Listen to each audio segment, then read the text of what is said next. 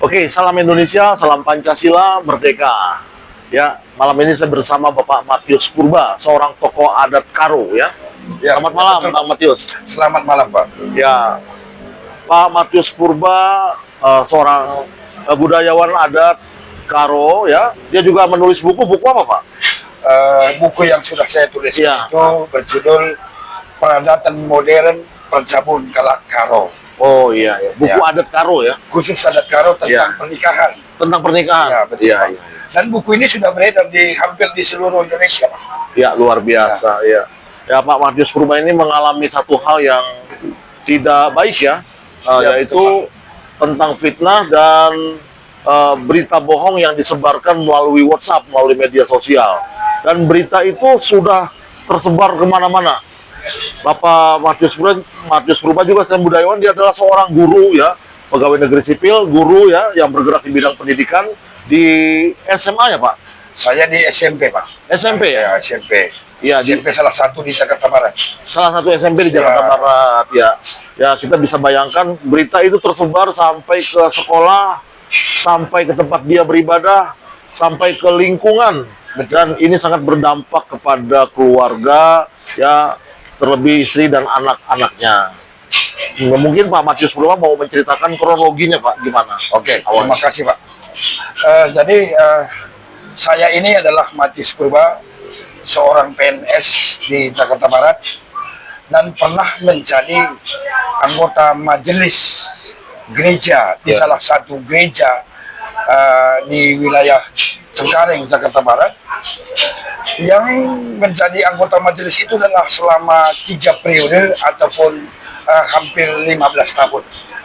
Ya, Di gereja kami kalau diadakan pemilihan untuk menjadi anggota majelis itu adalah setiap 5 tahun sekali.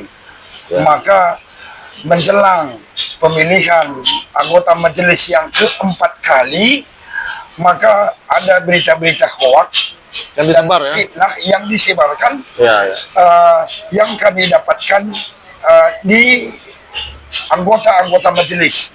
Juga, Bang, bukan hanya anggota majelis gereja ini yang tahu, tetapi anggota-anggota gereja yang lain pun ada yang bertanya gitu, apa yang terjadi sebenarnya. Kami pernah mendengar berita itu, seperti itulah yang kualami. Jadi sehingga berita ini menyebar menjelang pemilihan majelis di gereja, maka tentu ini akan berakibat fatal terhadap saya karena kehormatan saya diserang, Pak. Ya. Difitnah saya Ya. melalui berita-berita yang diedarkan melalui WhatsApp. Ya, karakter Pak Matius Purba dibunuh ya. Tentu karakter saya sangat dibunuh Ya, ya. menjelang pemilihan Majelis. anggota majelis Ya. di gereja itu. Ya, kita sangat prihatin sekali atas peristiwa itu ya. Sementara ini sudah ada upaya hukum yang dilakukan oleh Pak Matius. Jadi begini, Bang, saya sudah mengupayakan. Yang pertama, saya juga sebagai anggota majelis dulu, ya, tentu bagaimana gereja itu menyelesaikan dengan baik. Tetapi karena saya lihat gereja juga tidak mau melakukan hal yang baik terhadap saya, sehingga Ya, ya. saya mengadukan ke Polres Jakarta Barat. Ya, Itu, Pak. berarti sudah ada laporan ke kepolisian ya. Jadi Ya. laporan yang saya buat itu ke Polres Jakarta Barat itu tanggal 22 Juli tahun 2024. Dan sampai saat ini istilahnya hanya manjak saja di situ, Bang. Ya, tidak ada perkembangan-perkembangan yang Ya, lain ya, yang saya ya. alami. Ya, Tidak ditindaklanjuti atau bagaimana Pak?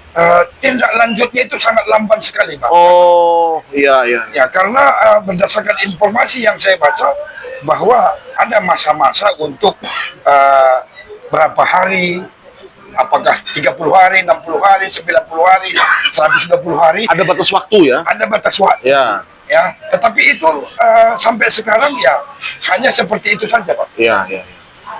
Baik, jadi pertama dilaporkan itu tanggal berapa Pak? Pertama sekali saya membuat laporan itu tanggal 22 Juli tahun 2024. Oh, udah setahun yang lalu ya? Betul, hampir Ya, setahun, Bang. Iya. Ya, itulah sedihnya kalau kita difitnah dan dibuat berita hoax itu terhadap kita, kan begitu. Ya. Ya. Baik, Pak Matius, mungkin ada pesan yang mau disampaikan untuk para pelaku yang menyebarkan hoax itu udah teridentifikasi ya siapa-siapanya gitu ya. Pelaku itu sebenarnya sudah jelas, Pak. Sudah jelas. Sudah jelas. Sudah mengaku atau belum? Kalau di gereja itu mereka sudah mengaku. Sudah mengaku. Ya, sudah mengaku membuat berita dan menyebarkan. Ya. Yaitu adalah saya buat inisial. Ya. Penatua ataupun anggota majelis itu namanya adalah RT dan PS. Ya. Jadi mereka membuat dan menyebarkan. Ya. Dan itu sudah diakui sebenarnya berdasarkan sidang majelis khusus yang dibuat, yang saya usulkan ke dalam gereja. Ya.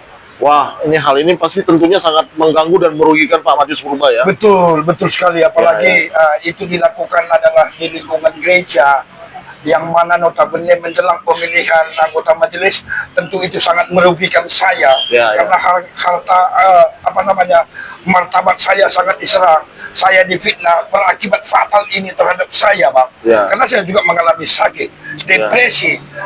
Istri saya, anak-anak saya, cucu saya, semua adalah mengalami hal ini yang sangat berat sekali, mengalami depresi semua, Pak. Untuk pelaku ya. Ya, betul. Untuk pelaku ini ada baiknya minta maaf dan menyelesaikan secara baik-baik dan secara hukum tentunya. Karena kan ada konsekuensinya, Pak. Betul. Karena begini sebenarnya, Pak. Kalau secara baik-baik, itu sebenarnya dari dulu saya sudah menunggu. Tetapi mereka itu tidak ada aksi apa-apapun terhadap saya. Sampai sekarang nih. Saya melihat ada kesombongan sama mereka. Ada kesombongan. Oke. Ya baik, mungkin ada pesan-pesan dari Pak Matius nih untuk pelaku, untuk kepolisian harus seperti apa, pelaku harus seperti apa. Silakan Pak Matius. Saya merasa begini. Kalau memang pelaku ini punya niat yang baik, tentu sebagai warga gereja lah saya katakan, kita memiliki, sama-sama kita memiliki hati nurani, dan adalah tindakan dia mengadakan sebuah pendekatan, baik secara gereja maupun secara budaya. Itu yang saya tuntut sebenarnya dari mereka, Pak. Tetapi karena mereka itu tidak melakukan apa-apa, maka setelah itu kami laporkan ke pihak kepolisian. Dan saya berharap sekali kepada pihak polisian supaya memberikan sebuah keadilan terhadap saya dan juga kepastian hukum. Karena ini adalah benar-benar menurut saya ini adalah difitnah benar-benar dengan membuat berita-berita hoax yang dibagikan melalui pesan-pesan WhatsApp. Dan saya yakin bukan saja di lingkungan gereja saya yang diberikan berita itu, tetapi itu menyebar entah kemana-mana, kita tidak tahu. Itu supaya pihak kepolisian, saya mohon banget itu supaya diselidikilah itu semua, kemana-mana saja itu dibuat berita hoax. Karena ini saya adalah tokoh masyarakat, tokoh adat Garo, seorang PNS, dan saya sudah 28 tahun menjadi juru lelang di setiap gereja itu. Ya, sudah 28 tahun. Bayangkan, mulai dari Sumatera sana sampai dengan ke timur, saya adalah termasuk juru lelang yang paling lama barangkali di gereja ini, Bang. Jadi tolonglah Bapak kepolisian supaya ini ditindaklanjuti, tegakkan keadilan dan tegakkan hukum yang benar di Indonesia ini. Itu. Baik, terima kasih Pak Matius ya. Terima kasih. Ya, semoga ini menjadi pelajaran untuk kita semua bahwa berita bohong itu jangan disebarkan ya. Menerima pesan apapun ya yang negatif itu koreksi dulu, jangan langsung disebar ya. Dan untuk pelaku yang biasa membuat berita-berita bohong ya, agar segera sadar dan mengerti akan konsekuensi hukumnya, ada loh, ada hukumannya ya. Jangan main-main, oke? Salam Indonesia, salam Pancasila, merdeka.